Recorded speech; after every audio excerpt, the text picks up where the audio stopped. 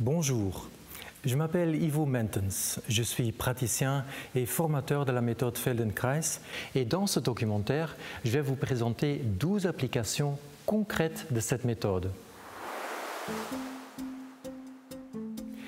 La méthode Feldenkrais est une approche unique pour développer ses capacités à travers l'exploration sensorielle et motrice, que ce soit par le toucher ou des leçons guidées par la voix. J'ai identifié plus de 140 stratégies différentes que nous utilisons pour améliorer le mouvement, affiner nos sens et développer nos capacités d'apprentissage. Ces stratégies incluent porter une attention fine à différentes composantes du mouvement, prendre conscience de nos schémas habituels, explorer des variations et bien d'autres. Des praticiens du monde entier adaptent ces stratégies aux besoins de leur domaine, de la rééducation et des arts de la scène jusqu'au sport de haut niveau. Pour comprendre cette diversité remarquable, nous avons entrepris un voyage international et interviewé plus de 40 experts, entraîneurs, artistes, thérapeutes et éducateurs ayant tous intégré ces stratégies neurosomatiques dans leur pratique professionnelle. Des salles de concert à l'hôpital, des piscines olympiques aux salles de classe, ou en prison, nous avons vu les mêmes stratégies appliquées dans des contextes très différents. Ce documentaire vous fera découvrir les multiples applications de la méthode Feldenkrais et, je l'espère, vous donnera envie de l'explorer par vous-même.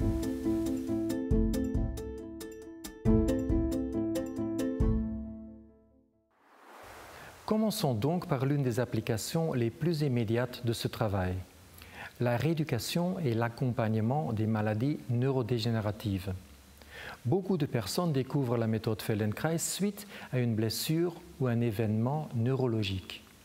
Dans ce premier segment, vous rencontrerez 3 praticiennes travaillant avec des populations très diverses. Des personnes en rééducation après une lésion de la moelle épinière, sortant du coma en milieu hospitalier ou vivant avec des affections neurodégénératives comme la maladie de Parkinson. Der Werner sitzt zum ersten Mal ganz allein. Der Werner sitzt zum ersten Mal ganz allein, ohne Stütze, ohne alles, einfach so frei auf der Couch, wackelt und In the beginning it was so exciting and thrilling that I bought a video camera in order to document these sessions. The touch we learned is so clear that the person can discover this below his conscious awareness, and then it brings out a new possibility to create movement by will. I cannot say it cures in every person with SCI, but with these clients I could do it. I started a diary about his inner process. Or his sensing his legs begins in this lesson. And he began to create a new self-image. He could use it. At the end of the lesson, he'd take on his braces and make a few steps in the room. And he feels so secure, he take away his braces. He couldn't feel his feet on the floor, but he could go. That was 3 years, he couldn't walk. And now he walked alone without braces. Cette méthode me permettait de faire face aux prises en charge qui m'auraient inquiétée avant. On m'a demandé de m'occuper d'un jeune homme qui a été dans le coma. Donc j'ai fait un réveil de coma. Je me suis dit que je ne savais pas, mais que j'allais chercher. J'ai repris avec lui tous les processus du développement. Il a fallu d'abord l'aider à porter sa main à sa bouche, parce qu'il était alimenté par sonde.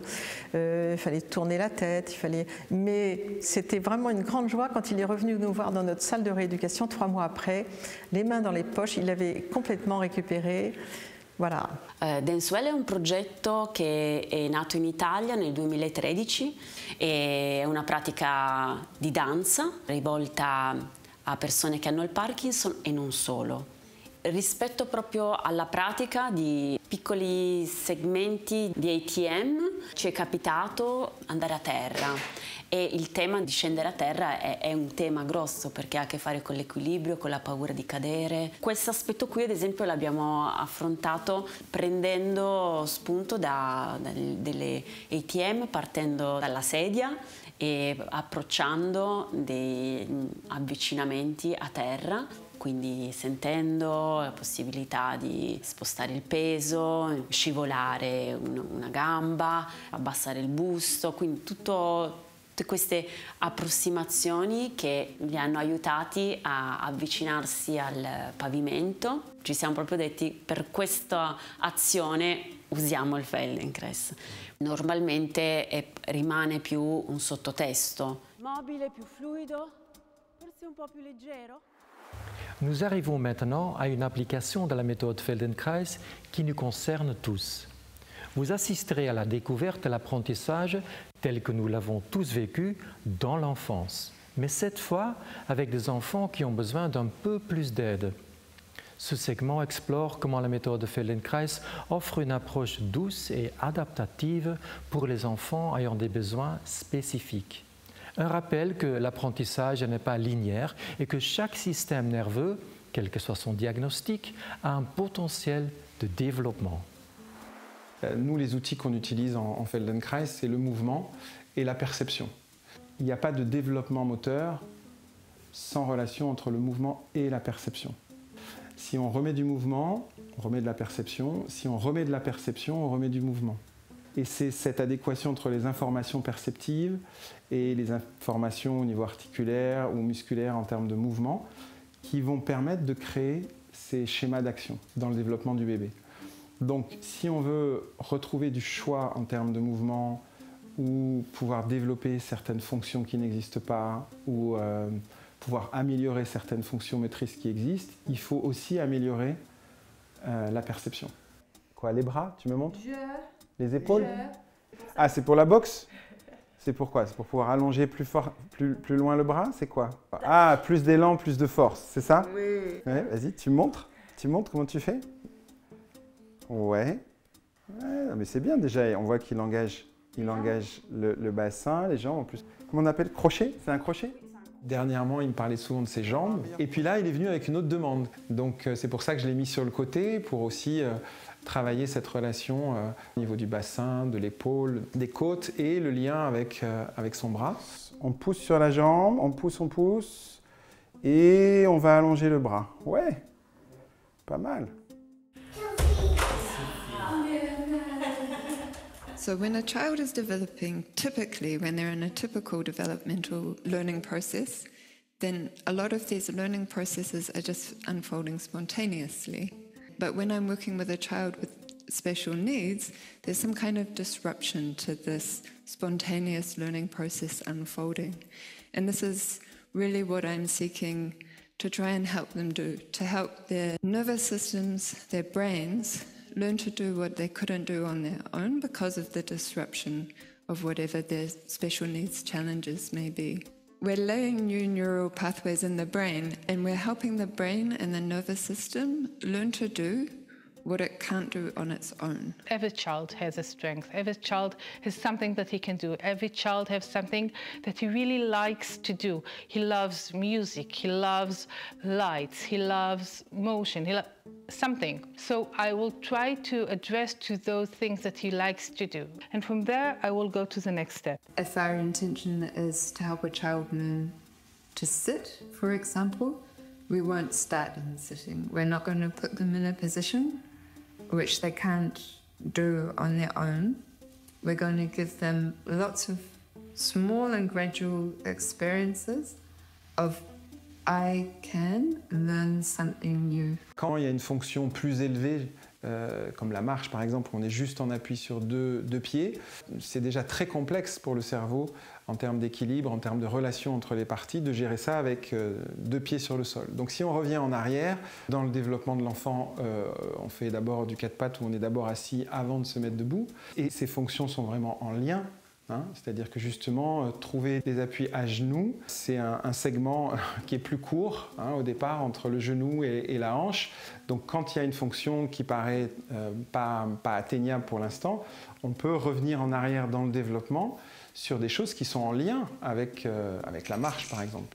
Understanding the development is like an ocean of knowledge. It's endless. It's never only about the motor development, It's always connected to the emotional development, to the relationship with the surrounding, to communication, to language. Everything is connected to each other, and the development of one is actually reacting the development of others. From understanding the normal development, the development of every baby, we can take this understanding and working also with children with special needs. And whether this is due to the effects of brain injury or a genetic disorder, autism spectrum, or a very wide range of diagnosed or undiagnosed challenges, what I've observed is every child's brain has the potential to change, and indeed everybody's brain has the potential to change. And this is what we're doing in this work. We're really harnessing the brain's power to change itself, its inherent neuroplasticity. 5 years ago, my son had surgery on Chiari syndrome type 2. His main diagnosis is spina bifida and hydrocephaly. And after this big surgery, he loses a lot of his skill. I think actually all what we did for that 5 years. He could not crawl, he could not turning, he could not lie down on his belly. And also he loses his opportunity to swallow, not even food, but saliva and all this stuff goes to his lungs. His left arm was paralyzed. He loses opportunity to speak. He forget how to speak and he loses his voice. It was a reason why we continue to do Feldenkrais, because he was afraid of every people. And when he was afraid, he stopped to breathe. And we work with Zsòfi. I think it was 10 sessions in a row. Then we go to Cantal and Alan gave him, I think, 20 lessons in a row. And after that, we stopped to using sucker, and he could swallow his saliva by himself. It was a huge win for us in that moment. His left hand right now is like right hand. It was paralyzed, but now it's okay. He can speak, he can swallow, he can eat by himself, and crawling and all, it's come back. Okay, bye. Notre prochaine destination nous amène dans un environnement très différent, le monde du sport et les arts martiaux. La méthode est de plus en plus reconnue non seulement comme outil de rééducation, mais aussi pour améliorer les performances au plus haut niveau. Car la performance ne se limite pas à l'effort physique, elle repose sur une meilleure intelligence corporelle, une efficacité accrue et une grande capacité d'adaptation. Dans ce segment, vous rencontrerez des entraîneurs et des athlètes de niveau olympique qui intègrent les stratégies neurosomatiques à leur entraînement. Ici, même le plus petit ajustement, une fraction de seconde, peut faire toute la différence. The only way anyone ever gets hurt is if something's moving and something's not. But if we get out the way of ourselves, then movement and force can flow, which leads to increased speed, increased power, and less injuries. So gentle touch is used to feel all the way through the parts of a person where force might flow to do the action of the sport they're playing. I don't think Roger Federer ever hit a tennis ball with his arm, did he? He hit it with his whole self, so it never looked like he was training. Sappiamo che la vita di Feldenkrais è una vita incredibile, è un romanzo di suo. La sua parte di arte marziale come praticante di judo è stata fondamentale, proprio perché c'è questo stesso elemento in cui un'azione è giusta quando non è fatta con uno sforzo non necessario, che è proprio il DNA anche delle arti marziali. Et quoi, quello proprio qua. Qu'est-ce que tu ressens? Vas-y, refais de l'autre côté. Ah bah là, j'ai clairement l'impression que ça le prend avec quand je tourne ma jambe, voilà. Alors que là, il est stable. C'est libre, voilà. C'est exactement ce qu'il faut que tu trouves. Parce que du coup, après, ta tête, elle sera libre d'aller jouer et chercher de la respiration où tu veux, sans que ça déséquilibre ce qui se passe là. On avait fait une séance ensemble sur la mezzanine, je me souviens très bien de la piscine Jean-Régis. On avait travaillé un peu sur ma respiration. Et en fait, en rentrant dans l'eau, j'ai eu une sensation directement d'emmagasiner un peu de l'air, mais décuplé. J'avais l'impression au lieu de prendre 4 litres d'air à chaque respiration, j'en prenais 6. C'était juste une façon de placer ma tête, en fait, qui me permettait d'avoir plus de relâchement dans ma respiration, dans les muscles, un peu de la respiration. Et c'est quelque chose que j'ai gardé pendant un moment, parce que vraiment, ça m'avait beaucoup servi. Je me souviens très bien d'une séance Feldenkrais avant un entraînement de natation, et où pour le coup j'ai eu une sensation vraiment différente sur le début de la prise d'appui en crawl, et où j'avais l'impression d'avoir débloqué un petit truc pendant la séance qui se transférait directement dans le bassin, et où consciemment en plus j'étais capable de trouver le déclencheur de ce mouvement, si on veut, l'origine de ce mouvement qui partait pas du tout de mon bras mais plutôt de mon bassin. Aucune notion d'effort et de no pain no gain un petit peu là. Dans tout ce que j'avais connu, c'était il faut aller assez loin dans l'effort et assez loin dans la sollicitation du système pour avoir une surcompensation et trouver un effet. Ici, c'est totalement l'inverse en fait de ce que j'ai ressenti. C'était vraiment on peut avoir une certaine douceur et avoir des adaptations qui sont super positives. C'est même l'inverse en fait. En faisant un petit peu moins, on est capable d'en faire plus. Elle a du mal à garder bien la tête dans l'axe horizontal de la colonne pour bien que la traction des bras, elle oriente le corps vers l'avant.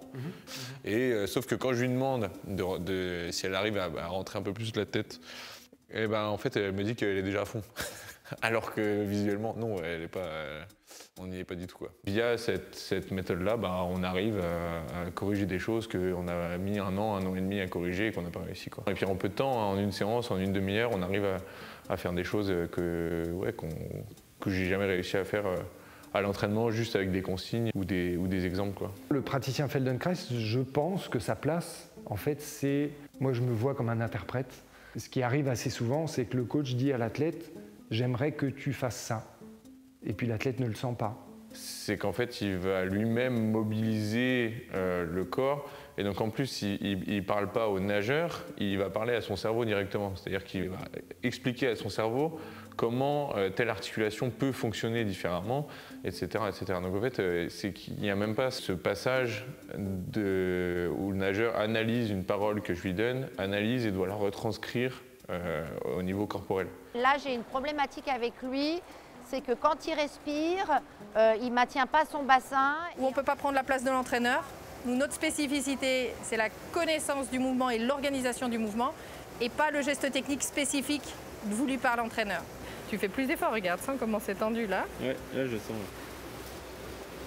Et là, c'est tout bon. Ouais, c'est vrai. Donc tu choisis d'aller du côté difficile pour aller respirer plutôt que du côté facile. C'est paradoxal ça quand même. Ouais, c'est vrai. C'est très sportif.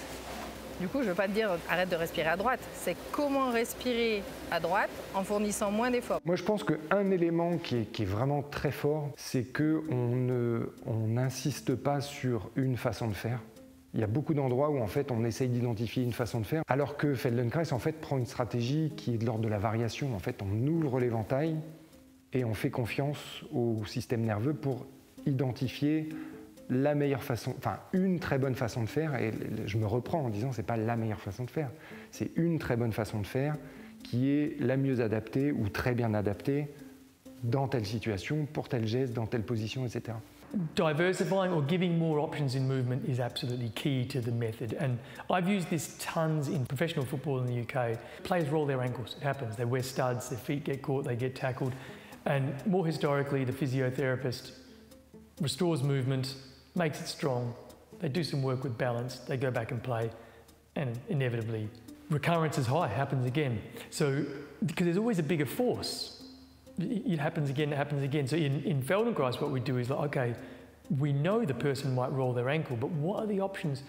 When it's going to roll, how could they move differently so it doesn't roll?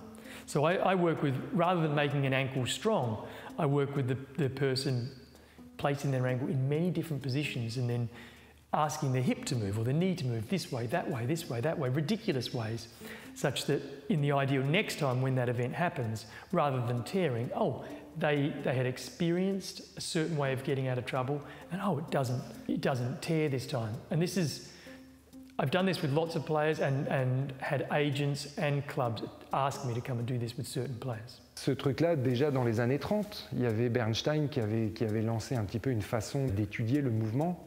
Il a eu des techniques photographiques en fait pour montrer que les meilleurs forgerons avaient des mouvements variés sur... les trajectoires étaient d'une certaine façon jamais deux fois la même, ce qui est normal en vrai, mais par contre au moment de l'impact, ils réussissaient c'est comme si c'était un entonnoir, ils arrivaient de plein de façons différentes au même résultat. Le nageur, c'est jamais le même en fonction du jour de l'entraînement. Dans la répétition, on va essayer de répéter la meilleure efficience possible, mais pas forcément un geste possible. Donc le geste pourrait peut-être être différent avec une efficience tout aussi bonne, quoi. Si on fait un jeu de cartes, plus on a de cartes en main, plus c'est facile pour jouer une partie. Et le nageur, c'est pareil. Plus il a de possibilités dans sa main, plus il a de mouvements possibles, de possibilités motrices que son corps sait faire. Et pour moi, plus il pourra répondre à différentes situations en course, à l'entraînement, en compétition. Notre voyage nous amène maintenant vers un désir que beaucoup d'entre nous partagent. Développer davantage notre créativité. La méthode Feldenkrais est une ressource précieuse qui peut insuffler de la créativité dans notre vie de manière inattendue. La créativité est souvent perçue comme une étincelle soudaine, magique, inexplicable. Mais la créativité est aussi un processus, une danse entre structure et spontanéité, intention et surprise. Dans ce segment, vous entendrez un formateur Feldenkrais, ancien acteur et auteur du livre « Créer la créativité ». Voici un court extrait d'une conférence sur les nombreuses stratégies utilisées pour développer la créativité par le mouvement. So one of the basic tenets in the Feldenkrais method is that we're not teaching the right or the wrong way to do anything. What we're teaching is more choice. So depending on the context you're in, who you're with, how you feel that day, the time of day, all of those things will determine the kind of choices that we make. So then it becomes a question of how can we start to generate choices. One of the ways that we can look at these ideas is to see, can we come to standing in different ways? So first, just come to standing and sit again. And you can do that a few times. And of course, that's probably most representative of each of our habits, the way we explore things and do things. And sit again. And now, come to standing in a poor way.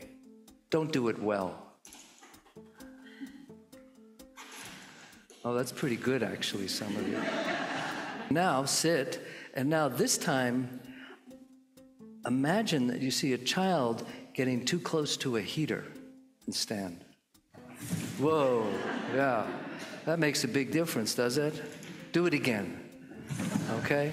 Can you feel the whole way you bring yourself to the act of going from sitting to standing changes completely. Now sit again, and now do it slowly, come to standing. Now it may be possible for some of you that you feel different things coming really, really slowly like this compared to when you did it quickly. Now, the Weber-Fechner law describes really the relationship between stimulus and sensitivity. So the slower, the smaller the action we do, the higher degree of attention we can bring to what we're doing. And that's a lot of what we're working with. And in fact, the place that we start to learn about when we move slowly like this in a Feldenkrais lesson is more about the initiation, how we begin something. So we're building something from a very different foundation. Voici un domaine où la créativité occupe une place centrale et où la méthode peut être un véritable atout. C'est un autre thème qui me tient à cœur. J'ai passé des décennies à enseigner un théâtre de mouvement et à explorer comment les stratégies neurosomatiques peuvent enrichir la présence scénique. Dans ce segment, vous rencontrerez des artistes de scène, dont certains sont des collègues de longue date, qui utilisent ces stratégies pour affiner leur physicalité, renforcer leur présence, défaire leurs habitudes motrices et élargir leur palette expressive. Vous découvrirez comment la méthode Feldenkrais devient une ressource précieuse pour prévenir les blessures, nourrir l'improvisation, le comique et l'exploration créative, soutenant ainsi non seulement l'art, mais surtout l'artiste. On le sait maintenant, il y a la recherche scientifique, il y a les expériences, le public voit d'abord les gestes et le corps. Et après, c'est le texte qui arrive. Le public voit tout, pas seulement. Mais je travaille la même chose quand je prépare des professionnels de théâtre pour des rôles, que c'est la première fois qu'ils vont avoir un rôle, par exemple, comique, ou c'est la première fois qu'ils vont dans une série où ils ne sont pas à l'aise, ou quand ils ne peuvent pas atteindre des rôles, et c'est certains rôles qu'ils veulent vraiment jouer, mais personne ne les demande. Parce qu'ils dégagent toujours, à la place du grand héros, le petit frère. Quelque chose comme ça. Et donc, on travaille ensemble pour qu'ils se rendent compte quelles sont leurs habitudes, comment ils se comportent, comment ils peuvent retrouver un certain centrage. Donc, en fait, d'autant pour les jeunes comédiens que pour les professionnels, c'est vraiment, si je sais ce que je fais, là, ou mieux encore, si je sais comment je fais les choses, là, je peux faire ce que je veux. Mais si on n'a aucune idée de ce qu'on exprime déjà, c'est faux dès le début. C'est comme un peintre qui commence déjà avec une feuille avec plein de choses dessus. Il y a des gens qui ont tendance de pousser quand ils marchent. Ils poussent. Alors, on va au théâtre ce soir. Il y a d'autres, au contraire, qui ont l'air d'être poussés. Des gens là, comme une main invisible leur oblige d'avancer dans la vie. On va au théâtre ce soir. Il y en a d'autres qui semblent être tirés, attirés. Je me dis, avec l'art du rire ou n'importe quel spectacle que je fais, que je fasse au moins, au départ, le public, le cadeau de ma présence, sans me trouver intéressant moi. C'est-à-dire, je ne suis pas en force, je ne suis pas en défense, je ne suis pas zen, neutre non plus, c'est chiant. Mais d'être juste Josué qui est là. Mais je peux beaucoup plus l'être après tout ce voyage de toutes les sons, toutes les différenciations. On se réveille à soi-même de plus en plus jusqu'à ce qu'on arrive au bout des doigts, au bout de ses cheveux. Je suis là. Pour faire rire avec ce corps, observons-le de plus près. Pourquoi nous ne tombons pas? Parce que nous avons dans notre squelette des points d'articulation qui nous permettent de compenser.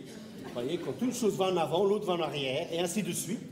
Chez Feldenkrais et chez le coq aussi, il y a des permanences qui sont liées à la gravité et au squelette. Et je suis artiste, donc je m'amuse avec ça.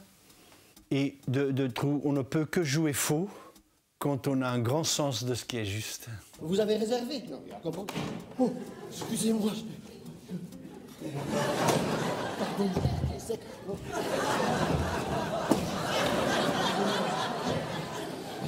Asseyez-vous.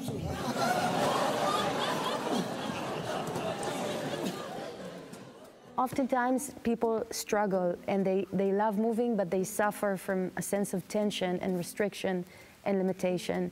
And oftentimes the first thought is, okay, you feel tight in your muscles, just stretch.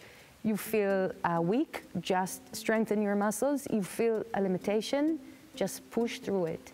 Sometimes people feel stuck in cycles of loop and tension and limitation until the point that this becomes their self-definition.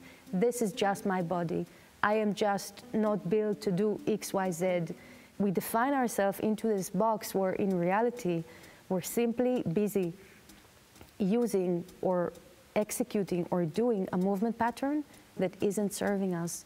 Like Einstein once said, the definition of insanity is repeating the same thing and expecting a different result.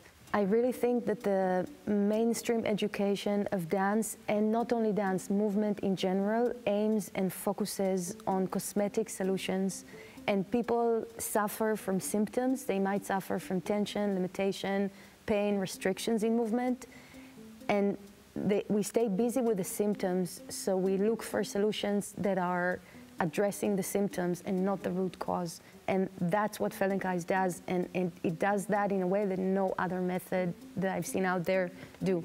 Because hands down, changing your movement patterns is the most effective, sustainable, and healthy way to overcome a physical limitation. I was very ambitious and I really wanted to be good. And to be good, I had to know what was the good way to do everything. So there had to be the perfect way to do a tendu, and there's the perfect way to do a port de bras, and there's a perfect way to do a plie. And I felt like there is only one way, but the whole crisis was that every day I would wake up and I feel so different, and I would feel I cannot repeat what I did yesterday, and I can't do it the same way. Or something that felt good yesterday isn't working today, and I couldn't understand how to create the consistency. It was very surprising to discover how much I lacked, actually, the ability to sense myself and move from sensing, even though as a dancer you would think we were so much existing in our bodies. And so, I mean, even the word somatic, I think I only learned when I started doing Feldenkrais.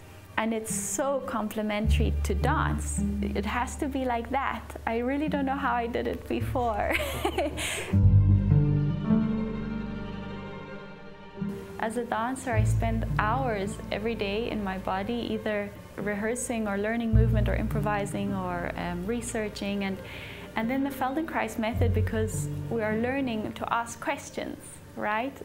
It's always just about asking questions, like, what's happening here now? What's happening here now? And it's wonderful. You realize how endless, how like really infinity the playfulness of asking what's happening in your body is. It helps you to find the most efficient use of yourself, right? We know that that's kind of one of the goals, is that we find a way to make everyday movement easier, more pleasurable. This skeletal use of ourself takes so much effort and strain off of our muscles, and suddenly we have less noise in our brain, and our whole nervous system is actually quieter. Qui peut toucher le sol? Sentez comment vous le faites, tout le monde. Maintenant, jusqu'où vous pouvez aller, tranquillement, sans se faire mal. Juste tranquillement. OK. Et toi aussi? Avec les élèves, ou même avec des professionnels, il y a toujours un moment où ils se disent « c'est pas possible, ça j'arrive pas à faire, ça c'est trop difficile, ça c'est pas pour moi, ça c'est n'importe ». Et je leur demande qui peut pas toucher le sol. Et après, je dis, donne-moi 7 minutes. Et je prends quelqu'un qui me dit aussi, oui, j'y travaille, mais j'y arrive pas. Je leur fais faire des petits mouvements. Et après 7 minutes, ils touchent le sol. Touche. Oh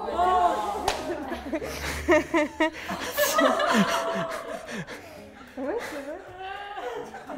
Non, elle était là. Incroyable. Mais ce n'est pas seulement ça. C'est aussi que j'ai demandé aux autres de faire un cercle autour et de juste regarder, d'observer ce qui se passe. Et eux aussi, ils ont avancé. Et soudain, cette idée de l'impossible devient possible se clarifie devant leurs yeux. Et c'est un boost énorme dans la confiance de se dire « mais oui, j'ai des ressources en moi qui sont plus grandes, je peux aller plus loin ». Et ce qui est important ici aussi, c'est qu'eux, ils pensent que c'est une limitation purement structurelle, physique. Ils ne peuvent pas le faire. Et en fait, je peux leur montrer, ou je peux leur donner l'expérience que cette soi-disant limite physique, c'est dans le cerveau. Et qu'ils peuvent le dépasser en se coordonnant différemment. La méthode Feldenkrais a sauvé ma vie. Je n'ose même pas penser à où elle serait allée sans ça. Et c'est presque aberrant qu'encore il y a tellement de gens sur cette planète qui n'ont pas accès à cette potion magique. Une autre application majeure de la méthode de Feldenkrais, à laquelle beaucoup d'entre nous peuvent s'identifier, concerne la gestion de la douleur chronique ou de l'inconfort persistant. Pour ma part, c'est ce qui m'a conduit à découvrir cette méthode qui est rapidement devenue un outil indispensable dans ma recherche de soulagement. Dans cet extrait tiré d'une conférence plus longue, j'explore comment les stratégies Feldenkrais s'articulent avec les sciences modernes de la douleur et les thérapies émergentes basées sur la recherche. Elles offrent de nouvelles façons de comprendre la douleur chronique et surtout de la désapprendre. What is pain? Pain is a danger signal. It's a protection signal. It's like a fire alarm. If the fire alarm would go off here, we'd all run out, no? Wouldn't stay in. It's designed to be unignorable. If it's just a little beep beep, we wouldn't be very interested. So pain can be caused by a structural problem. It can be an injury, fracture, a tumor, an infection, all these things. But pain can also be caused by a non-structural problem. Maybe we had a tissue problem, maybe it's healed, but the pain persists, not weeks, months, but years. Or maybe there's a problem, a pain that comes without any structural reason. Maybe there's a habit that's created. A neural pathway pain circuit is created, and we'll see how this works. And it is activated by fear, by stress, by triggers. Notre prochaine étape nous amène à un domaine où l'apprentissage s'entend, où le changement s'exprime par le son. La voix est peut-être notre forme d'expression la plus intime. Elle n'est pas seulement façonnée par nos cordes vocales, mais aussi par la respiration, la posture, les émotions et l'image de soi. Travailler sur la voix, c'est mobiliser l'être tout entier. Dans ce segment, vous rencontrerez une chanteuse d'opéra, une coach vocale, une orthophoniste et un facilitateur d'apprentissage vocal, chacun appliquant la méthode Feldenkrais selon sa propre approche. Vous découvrirez comment les stratégies neurosomatiques soutiennent la récupération après une maladie ou un traumatisme, mais aussi comment elles révèlent de nouvelles capacités vocales. C'est des médecins ORL phoniatres qui m'adressent des patients, et des patients qui, à un moment de leur vie, vont avoir tout d'un coup une difficulté vocale, ou alors des difficultés vocales répétées. Ça peut aller d'une simple distorsion à une simple fatigue vocale commençante, à des aphonies complètes. Voilà, il y a toute une gamme de pathologies qu'on peut rencontrer, avec une altération des cordes vocales ou pas. Les 10 premières séances, c'est du Feldenkrais pur. Il n'y a que sur les dernières séances que je passe à autre chose. Vraiment les fins de rééducation. Mais avec ma formation d'orthophoniste et avec mon expérience qui m'est propre. On va rester un petit peu plus longtemps sur le M. On sait très bien que dans les pathologies vocales, il y a un aspect stress ou un aspect tension interne qui est très très important, et que la première recommandation dans les recommandations pour la rééducation ou le travail vocal, c'est souvent la relaxation. Or, ce qu'on fait avec le Feldenkrais, on fait du tout en un finalement, parce qu'on a des effets de relaxation, mais en cours de route, on travaille plein de fonctions, plein de parties du corps qui sont utiles pour le geste vocal. Donc on a une sorte de tout en un comme ça, c'est-à-dire on fait descendre les niveaux, j'appelle ça descendre les niveaux, et puis en même temps on a exploré, travaillé, remis de l'eau au moulin, mis en place des nouveaux patterns neuromoteurs, mis en place surtout des récepteurs kinesthésiques, sensoriels, voilà. Le travail qu'on a fait, tous les détournements qu'on fait, diminue la pression. Diminue les niveaux de tension. Ah, d'accord. Ou alors, en tout cas, essaye d'harmoniser et d'ajuster qu'est-ce qui doit se mettre en marche et qu'est-ce qui doit se relâcher, dans n'importe quel mouvement. On est vraiment, avec le Feldenkrais, c'est vraiment ce qu'on fait. On est vraiment en train tout le temps de chercher le juste effort au bon endroit, etc. Tout le temps, tout le temps.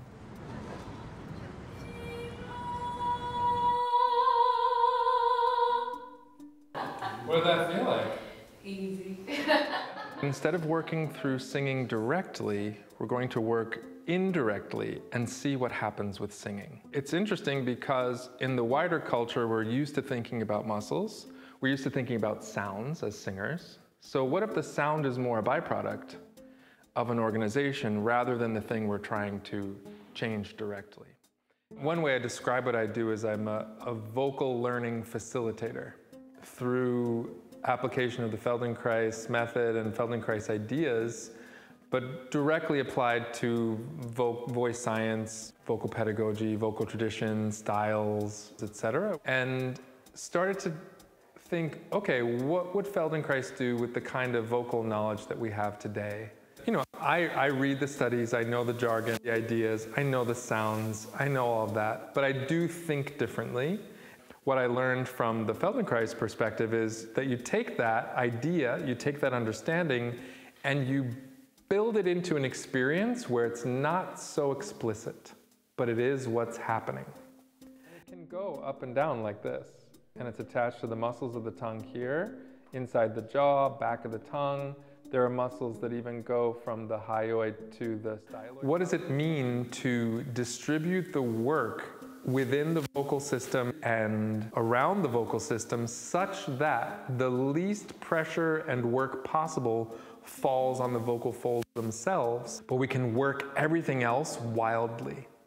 That's an amazing thing. Most people, when they try to work the system, automatically engage at the level of the vocal folds too much. So I came up with strategies, you know, reversing A and B, some phonemic strategies, global distribution of effort, and applying them to vocal sounds, vocal movements, such that the outcome was easiest phonation possible while being able to do lots of varied and, in some ways, extreme vocal movements. Keep your tongue a little more forward.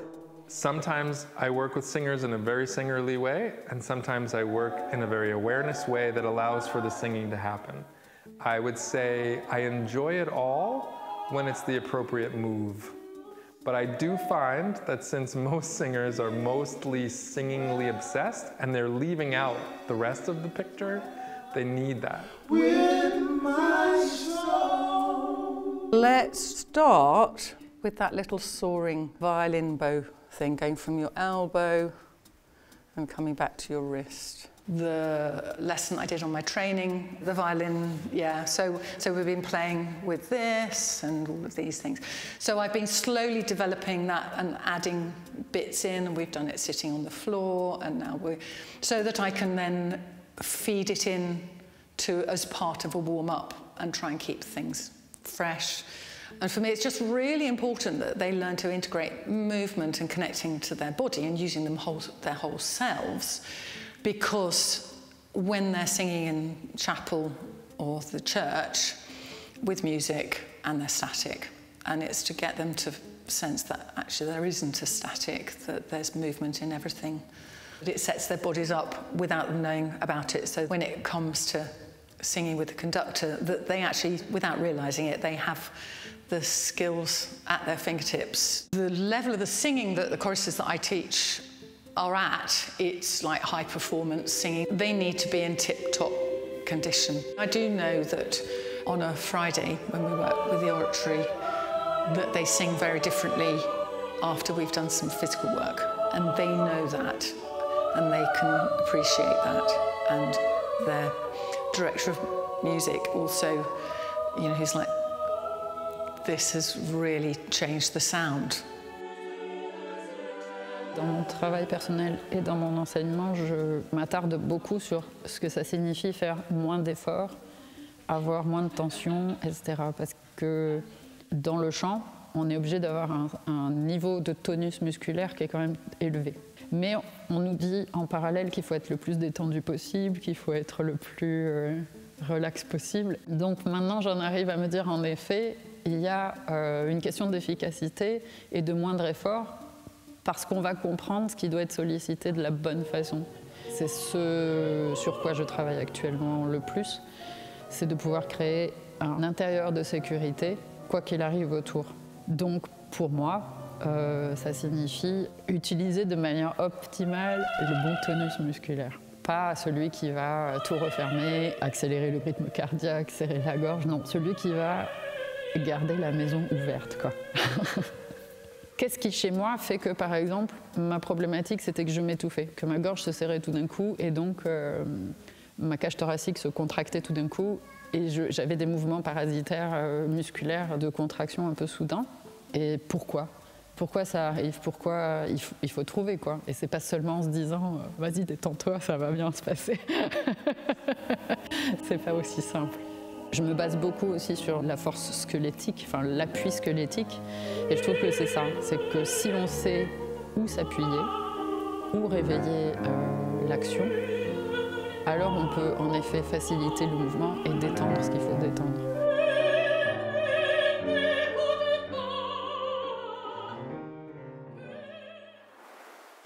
À ce stade, vous avez probablement compris que la méthode Feldenkrais va bien au-delà du mouvement. Le mouvement est souvent une porte d'entrée, un outil puissant pour cultiver la conscience. Et cette conscience peut entraîner des transformations profondes dans la manière dont nous nous percevons. Rappelez-vous mon élève en théâtre que nous avons vu plus tôt, comment le mouvement a remis en question ses croyances sur ses propres capacités. Les leçons Feldenkrais s'appellent prise de conscience par le mouvement et non pas du mouvement. Il y a plusieurs années, quand je faisais des études de psychothérapie, la voie classique consistait à transformer nos émotions grâce au changement de nos pensées. Mais avec la méthode Feldenkrais, j'ai découvert que notre manière de bouger peut transformer profondément notre expérience de nous-mêmes et notre relation au monde. Dans ce segment, vous entendrez des psychothérapeutes qui intègrent la méthode Feldenkrais à leur pratique. Nous nous rendrons également dans une prison en Italie où la méthode est offerte comme une véritable bouée de sauvetage, une expérience corporelle directe de la neuroplasticité. Donc je travaille toujours en institution, en crèche, et je travaille aussi en cabinet en tant que psychothérapeute. Et là, j'accueille du tout venant, mais surtout quand même des adultes plutôt. Et tout au long de ces années, je me suis bien aperçue que je pratiquais mon activité de psychologue et de psychothérapeute, non pas tant comme je l'ai appris à la fac, mais de façon très inspirée par la méthode Feldenkrais. Je pense que ce qui est important pour moi, c'est que justement, la frontière entre thérapie et pédagogie, pour moi, n'est pas très claire. Ce qui m'intéresse dans la méthode Feldenkrais, c'est qu'il s'agit d'une pédagogie, justement, et qui n'est pas dans la perspective d'enseigner. Et moi, je ne suis pas dans la perspective d'enseigner à mes patients comment se débarrasser des symptômes qui les dérangent, mais plutôt de leur offrir un cadre qui les invite à explorer leur propre fonctionnement. I use the Feldenkrais method in the psychotherapy as with short inventions. And one thing is, if somebody is very, very fearful and very unbalanced, I make this sitting on one sit bone. And after 2-3 variations, they are centered in the middle, and they sense their stability and their balance they have to making something like that. So that is very concrete. I use also body scans. If somebody is totally confused, totally confused with the Feldenkrais method, we can calm down somebody or we can activate somebody. It depends what this person needs. Because psychotherapy is a talking method, means often it goes intellectually, but there is no experience for the physical side. And so I combine that. Le questionnement des représentations que nous avons de l'humain, et y compris dans son psychisme, évolue tout le temps. 4 fonctions qui reviennent quand même un petit peu partout, toujours, et il se trouve que ce sont les mêmes par lesquelles Moshe Feldenkrais définissait l'activité humaine. Ce sont les fonctions motrices, qu'on peut appeler l'action, les fonctions sensorielles, les fonctions cognitives, le thinking, la pensée, et le feeling, que je traduis là par régulation émotionnelle. All of these things are always going on at the same time. but one is often more in the foreground than the others, but that a change in any one of these things has the potential to change the other things as well. The other brilliant thing about movement as the doorway to the self is that it's immediate and concrete. When we move differently, we know it. We feel sensation, we have emotions around it, we may think of ourselves differently, but this is the doorway that precedes most of the changes that can occur in the rest of ourselves, and it can happen really quickly.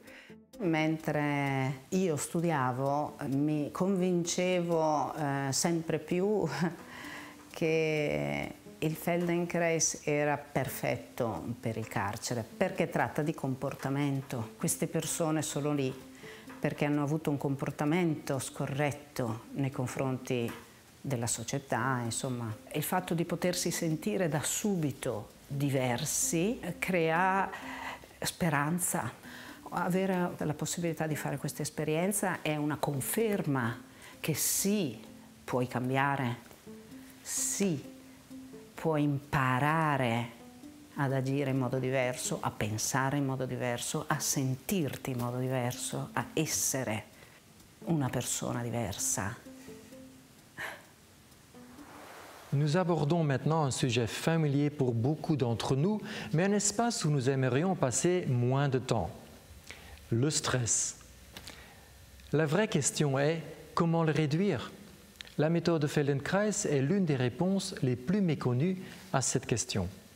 Le stress n'est pas seulement mental, il est lié à notre organisation corporelle, notre respiration, notre posture, ainsi qu'à nos habitudes inconscientes de mouvement dans le monde.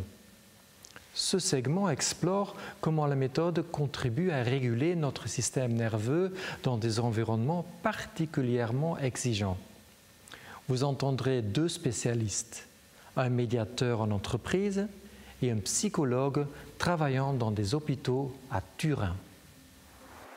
Uso il Feldenkrais in diversi contesti e in particolar modo lo utilizzo all'interno di un corso di formazione per la gestione dello stress per gli operatori sanitari della città della salute di Torino. Il discorso è molto Feldenkrais, no? Cosa faccio? Come sto? Quello che faccio mi è utile? Se per esempio sto stringendo la mandibola, me ne accorgo, ma è funzionale perché mi aiuta a essere più concentrato, più teso, più focalizzato, bene, continuo a farlo. Se stai stringendo la mandibola e sei al cinema, chiediti, mi è utile, non è utile, potrei fare qualcosa di diverso. Nel corpo abbiamo tante risorse per la gestione dello stress, per l'autoregolazione. E quindi lì tutto l'approccio per cui dal grounding all'asse centrale, alla distribuzione del carico, possono essere elementi utili per trovare internamente quello stato di sicurezza che nello stato di stress, nelle condizioni di stress invece è fortemente minacciato. I'm a coach and mediator, but I'm still a Feldenkrais practitioner. So about half my work is still Feldenkrais. And I applied also in different fields in the corporate world. This was created out of my work with ergonomic consulting, because I asked myself, how is it that I always have to teach people how to sit at their desk? It's something they have been doing their whole life. And when you look at this picture, when you think you're watching a soccer game and your team is winning, you don't ask yourself, how am I sitting? It just happens. And when people are stressed, when they get more emails than they can answer, or when they are entangled in a conflict, or when they made a mistake and shame kicks in, they really get into a lot of stress, which prevents them to organize themselves at the desk. So that's kind of how I came to ESM.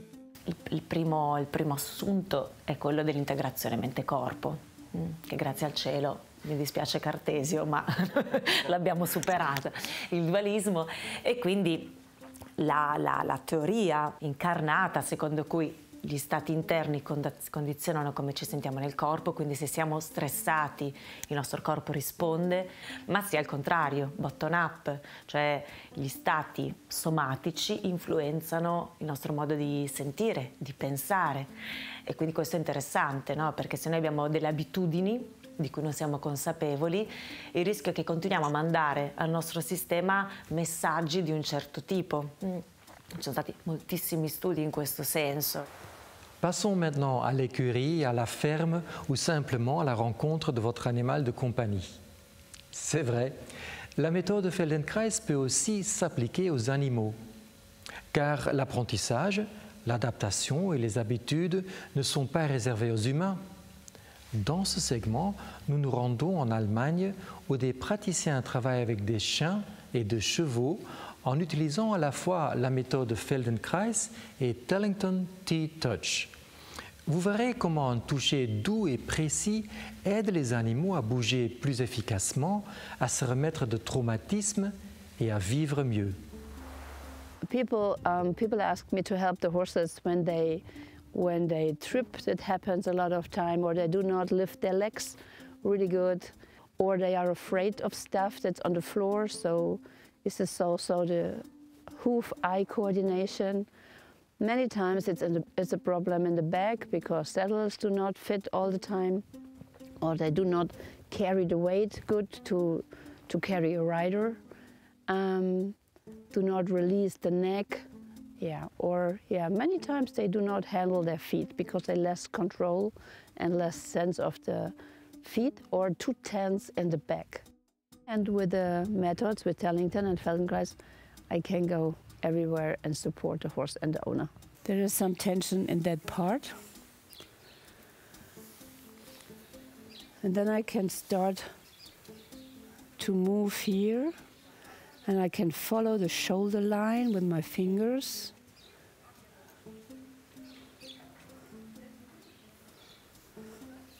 And in the beginning, I'm just looking if she releases by herself.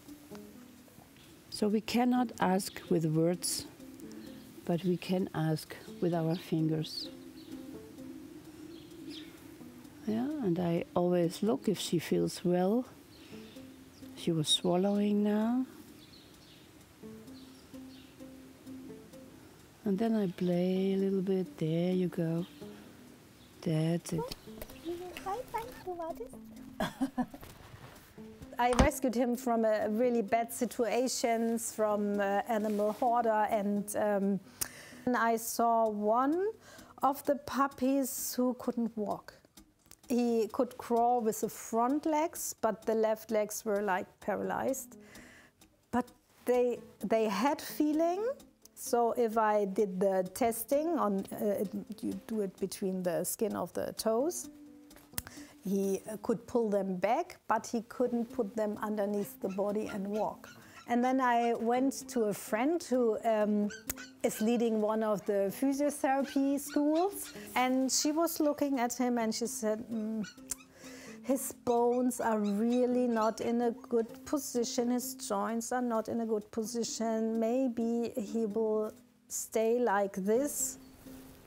He was laying on my lap and I did all kinds of movements, and Linda always showed us also Feldenkrais movements, and I did the false floor and I took his paws, and his paws was touching the other paw. On the next day I was sitting on the bench and suddenly I saw something moving, and I looked at him and he was standing on his 4 feet and did his first step. When I work with the horse and they change their posture, they do not go back in the field to the others and say, oh my God, how will they look when I walk like this? You know, they just used the new patterns. There is nothing. My uncle said I need to pull my shoulders back, you know. And this is the reason what I think why horses are so much faster as humans in this learning process. They just listen and take what's nice, like children. They just take and say, oh, that's cool, I take that. And horses are like that. Notre dernière étape nous amène dans l'univers de la musique. Ici, vous verrez comment écouter et jouer de la musique peut être transformé par une nouvelle façon d'écouter et de s'écouter. Vous ferez la connaissance de musiciens et de pédagogues qui utilisent des stratégies neurosomatiques pour réduire les tensions, prévenir les blessures, enrichir l'expression musicale et mobiliser tout l'être. Non seulement dans l'acte de créer de la musique, mais aussi dans celui de la recevoir.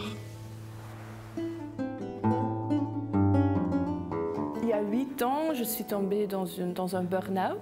Quand j'étais quelques mois dans le burn-out, j'ai développé vraiment des douleurs quand même assez extrêmes.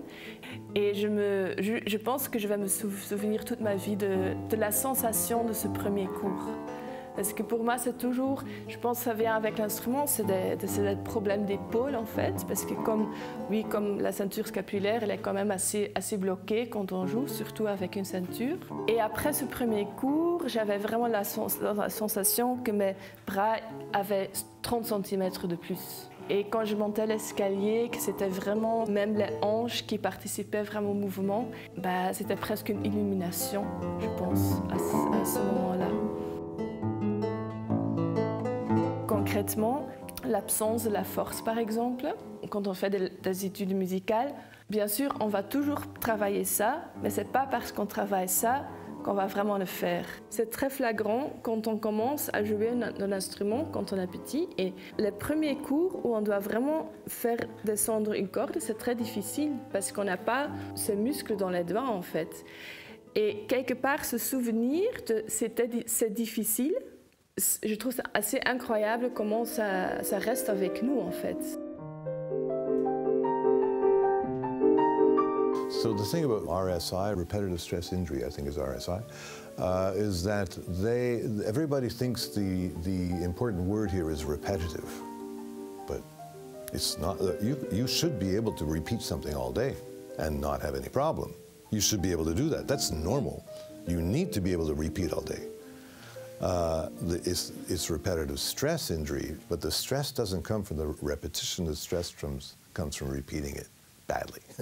So if in this scenario here, my muscles are working overtime, but if I even just sort of allow my forearm to float forward, and then my hand is sort of perched on top of this bony structure here, I'm completely at peace.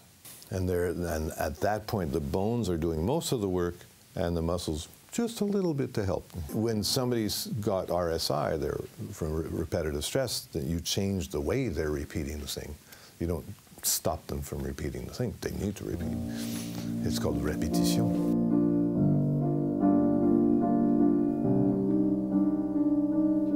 So this is, of course, the hardest. This is the hardest. Yeah. This, right? I know. Look, so let's do a little exercise. Place your hand on key. Play this chord. Play this chord. Produire du son, c'est facile. Ça peut être facile. Et ça doit être facile. Dès qu'on force, le son est vilain. Il est dur. Et ça ne résonne pas. Quand on arrive à trouver cette détente dans le mouvement, le volume sonore est plus important, mais aussi le son est plus beau. Et en même temps, ça demande 50 fois moins d'efforts. Now, stay there. Rock your pelvis forward and back. All these muscles are much lower in their contraction. Now eventually the nervous system figures out, oh, I can actually leave my muscles like that and play all the notes. But it's weird. You stay in this hyper-relaxed state, and that's really like the bones are playing the notes and my muscles are not. But you see something's happening up here, okay? So now, you stay like that, and you move the keys. Yeah, now look like this. Go like this. Move the keys and slide here and down. Okay, and now just play.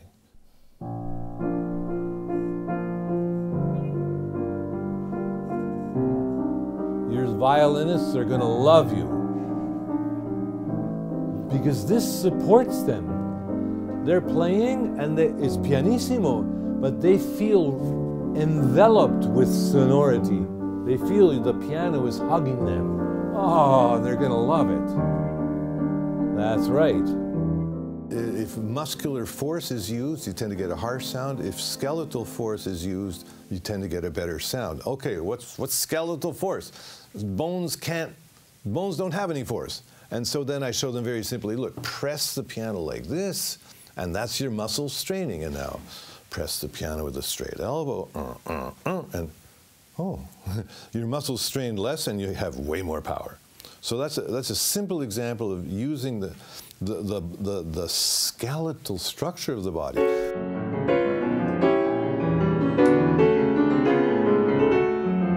Ça permet d'avoir un courant finalement naturel et sans obstacle, directement depuis le cerveau, depuis la pensée musicale, vers l'instrument. C'est-à-dire que le corps devient un biais sans obstacle. C'est-à-dire qu'il y a quelque chose de très direct. Alors qu'avant, bon, forcément, j'avais pas conscience de toutes ces choses-là et j'ai l'impression que mon corps ne me laissait pas finalement produire le son tel que je le voulais. C'est ça.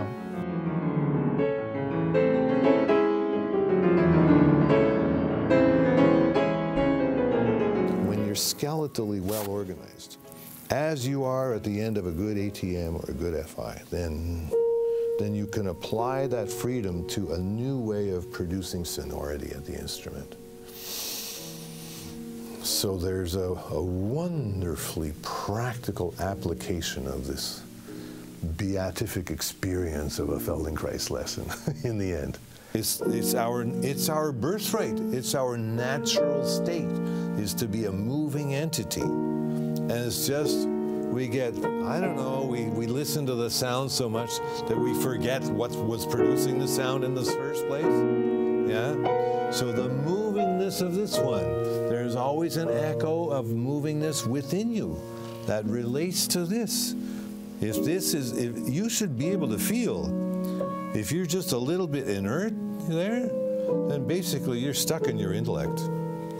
Yeah? Because the source of that beautiful sound just disappeared. Yeah? And now you kept it. You're just moving, you're moving. You are movement. Phil Cohen used to tell me, you are a verb. Lorsque M. Feldenkrais a développé cette méthode, il s'est inspiré de nombreux domaines. Le judo, la biomécanique, l'hypnose, la physique, la kinésiologie et les théories de l'apprentissage.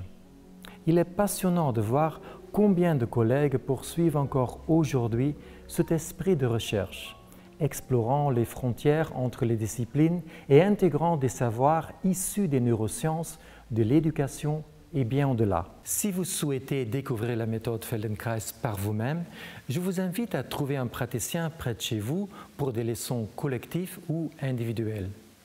Si vous souhaitez en savoir plus, un reportage est consacré à chacune des personnes que vous avez rencontrées dans ce film, tous accessibles sur notre plateforme d'éducation neurosomatique. Nous espérons que ce voyage Feldenkrais vous a inspiré à explorer de nouvelles manières d'enrichir votre travail et votre vie personnelle à travers de nouvelles perspectives sur le mouvement, l'apprentissage et les stratégies neurosomatiques que vous avez découvertes ici. Merci de votre attention et à bientôt.